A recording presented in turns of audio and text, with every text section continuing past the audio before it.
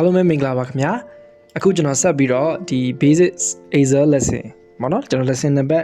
6ကိုဆက်ပြီးတော့ကျွန်တော်ပြောပြပါမယ်အဲ့ lesson number 6မှာကြတော့ကျွန်တော်တို့ကဘယ်လိုမျိုးကျွန်တော်တို့ဒီအခုမှစပြီး Excel ကိုလေ့လာမယ့်သူတွေအတွက် cell တွေကိုဘယ်လိုမျိုး select လုပ်ပြီးတော့ကျွန်တော်တို့ဒီ range alike ပေါ့နော် select လုပ်မလဲဥပမာဆိုလို့ရှိရင်ကျွန်တော်ဒီမှာဆိုလို့ရှိရင်တစ်ခုချင်းစီ cell တွေကိုကျွန်တော်အရှိရသင်ခန်းစာတွေမှာရွှေ့လို့ရတဲ့နည်းတွေကျွန်တော်ပြောခဲ့တယ်မြားနဲ့လည်းရွှေ့လို့ရတယ် enter နှိပ်လို့ရတယ်ဒါမှမဟုတ် tab ကိုနှိပ်လို့လည်းရတယ်ပေါ့လေအဲ့လိုကျွန်တော်ပြောခဲ့တယ်ဆိုတော့အခုမှကြောက်ကျွန်တော်ဒီ cell တွေကိုဘယ်လိုမျိုး select လုပ်မလဲပြီးတော့ range ဘယ်လိုယူမလဲဆိုရတယ်ပြီးတော့ကျွန်တော်ဒီ cell အကွက်တွေမှာရှိနေတဲ့ data တွေဘယ်လိုမျိုးထပ်ပြီးတော့အသစ် entry ထပ်ထည့်မလဲ edit လုပ်မယ် clear လုပ်မယ် delete လုပ်မယ်နော်စသဖြင့်အဲ့ဒါလေးတွေကိုကျွန်တော်ပြောပြပါမယ်အဲ့တော့ကျွန်တော်တို့ကပထမဦးဆုံးတော့ခုနကျွန်တော်ပြောသလိုပဲ cell တွေကိုကျွန်တော်ဘယ်လိုမျိုး range name range လုပ်မယ်ပေါ့နော်အဲ့ဒါလေးကျွန်တော်အရင်ပြောပြပါမယ်အခုတော့ကျွန်တော်တို့ဒီမှာ cell ကွက်တစ်ကွက်ကိုကျွန်တော်တို့ကနေရာယူလိုက်ပြီဆိုလို့ရှိရင်ဒီ cell ကွက်ရဲ့နေရာဘယ်နေရာရောက်နေလဲဆိုတာကိုကျွန်တော်တို့ဒီ name box မှာဖော်ပြတယ်လို့ကျွန်တော်ရှေ့ရသင်ခန်းစာတွေမှာလည်းပြောပြဘူးတယ်အခုဆိုလို့ရှိရင်ဒီနေရာ Las Vegas ဆိုတဲ့နေရာဒီ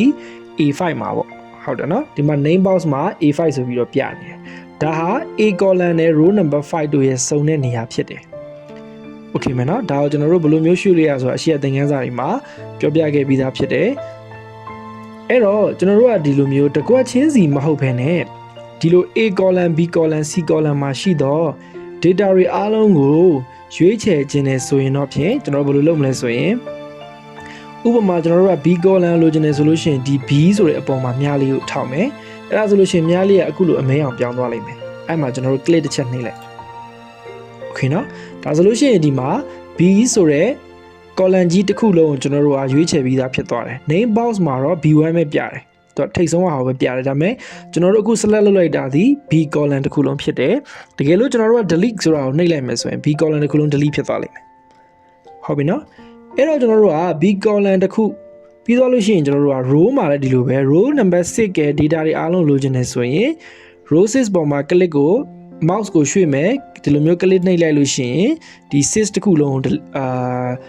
select ပေါ့နော် range တစ်ခုလုံးကျွန်တော်တို့ရွေးချယ်ပြီးသားဖြစ်သွားလိမ့်မယ်ဒါ number 6မှာကျွန်တော်တို့ပြတာပေါ့နော်အဲ့တော့ဟုတ်ပြီကျွန်တော်တို့ကဒီလိုမျိုး6တစ်ခုတည်းမဟုတ်ဘဲနဲ့ row number 6ကော7 8ကောဒီလိုမျိုး3ခုလုံးကိုတခါတည်းကျွန်တော်တို့က select လုပ်ချင်တယ်ဆိုရင်တော့ကျွန်တော်တို့လက်ရှိရောက်နေတဲ့ 6 ပေါ်မှာ mouse ကိုတင်မယ်ပြီးတော့ကျွန်တော် left click ကိုဖိထားမယ်မလွတ်ဘဲနဲ့အောက်တိဆက်ဆွဲမယ်โอเคနော်အဲ့တော့6.8 row number 6.8 6 7 8 3ခုလုံးကိုကျွန်တော်တို့ဟာရွေးချယ်လိုက်တဲ့သဘောဖြစ်သွားတယ်ဟုတ်မယ်နော် mouse ကိုကျွန်တော်တို့ခလုတ်ကိုဒီပေါ်တင်မယ်မလွတ်ဖဲနဲ့ဆက်ပြီးတော့အောက်ထိဆွဲလိုက်မယ်ကိုလိုချင်တဲ့အထိပေါ့အဲ့တော့ကျွန်တော်တို့က3ခုရွေးပြီးသားဖြစ်တယ်6 7 8ဒီလိုပဲ column ဆိုလဲဒီလိုပဲကျွန်တော်တို့က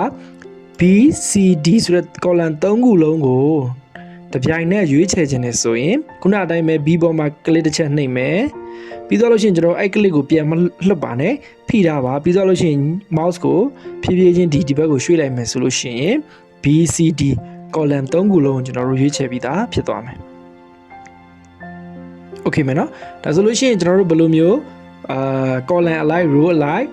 cell တွေကို select လုပ်လို့ရတယ်ဆိုတော့အားလုံးသိသွားမယ်ပေါ့နော်တကယ်လို့များကျွန်တော်တို့ကဒီ entire sheet ကြီးတစ်ခုလုံးပေါ့ဒီအခုလက်ရှိရောက်နေတဲ့ summary ဆိုတဲ့ sheet တစ်ခုလုံးကိုကျွန်တော်တို့ select ပေးခြင်းရောဘယ်လိုလုပ်မလဲအဲ့တော့ကျွန်တော်တို့မှာနီလန်နှစ်ခုရှိတယ် keyboard မှာရှိတဲ့ control A ဆိုတာကိုကျွန်တော်တို့နှိပ်လို့ရတယ်လို့မျိုးပဲဒီဘက် down ဆုံးမှာရှိတဲ့ဒီလို 3 can အကွက်ကလေးတစ်ခုတွေ့လိမ့်မယ်ဟုတ်မနော် row နဲ့ column နဲ့စုံတဲ့နေရာဖြစ်တဲ့ 3 can အကွက်ကလေးကိုကျွန်တော်နှိပ်လိုက်မယ်ဆိုလို့ရှိရင်လေဒီကျွန်တော်တို့ sheet တစ်ခုလုံးမှာရှိနေတော့ data တွေအားလုံး select မှတ်ပြီးသားဖြစ်တယ်အဲ့တော့သူ့ရဲ့ကျွန်တော်တို့ shortcut ကတော့ control နဲ့ A နဲ့ကိုအတူတူတွဲနေတာဖြစ်ပါတယ်โอเคမယ်နော်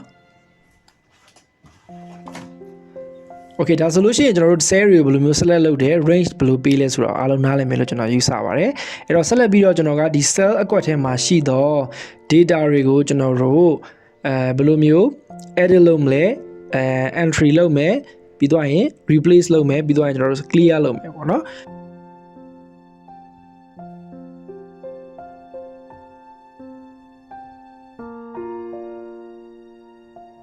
အခုဆိုလို့ရှိရင်ဒီမှာ January February March ရှိတယ်ဒီမှာကျွန်တော်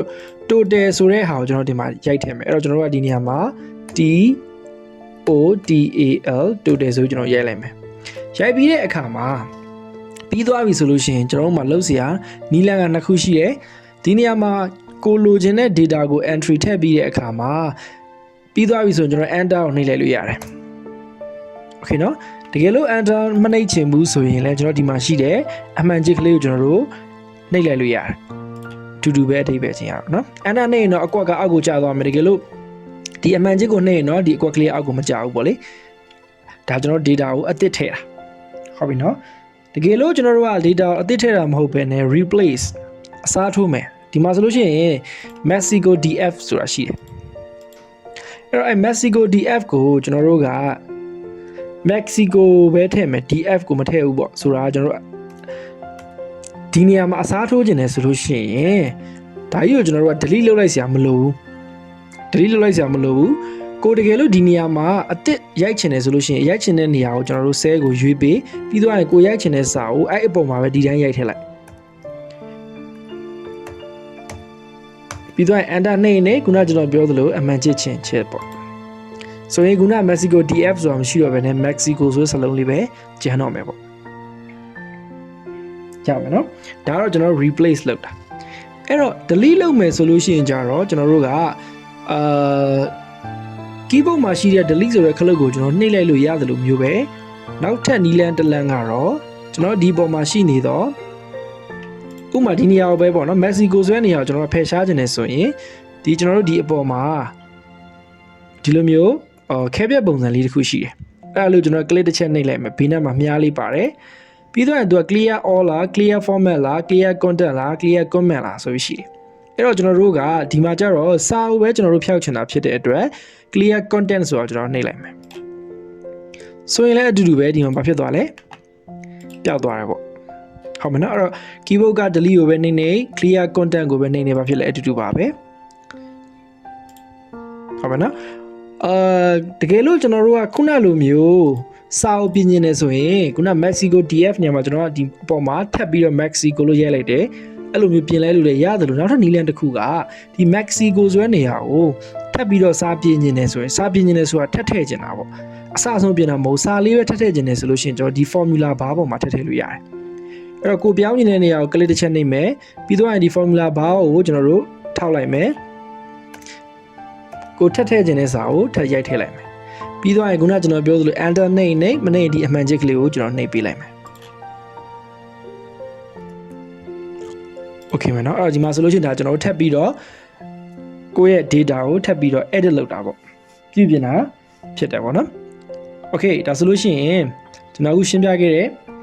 cell တွေဘယ်လိုမျိုး select လုပ်မယ် cell တွေဘယ်လို edit လုပ်မယ် replace လုပ်မယ် delete လုပ်မယ် clear လုပ်မယ်ပြီးတော့ကျွန်တော်ဒီ formula bar ပေါ်မှာဘယ်လိုမျိုးထပ်ပြီးတော့ data တွေကိုထပ်ထည့်မယ် add လုပ်မယ်ဆိုတာကိုအားလုံးပဲနားလည်မယ်လို့ကျွန်တော်ယူဆပါတယ်အဲ့တော့နောက်ထပ် basic lesson တွေလည်းနောက်ထပ် lesson 7မှာကျွန်တော်ဆက်ပြီးတော့သင်ကြားပေးပါမယ်အားလုံးကိုကျေးဇူးအများကြီးတင်ပါတယ်ခင်ဗျာ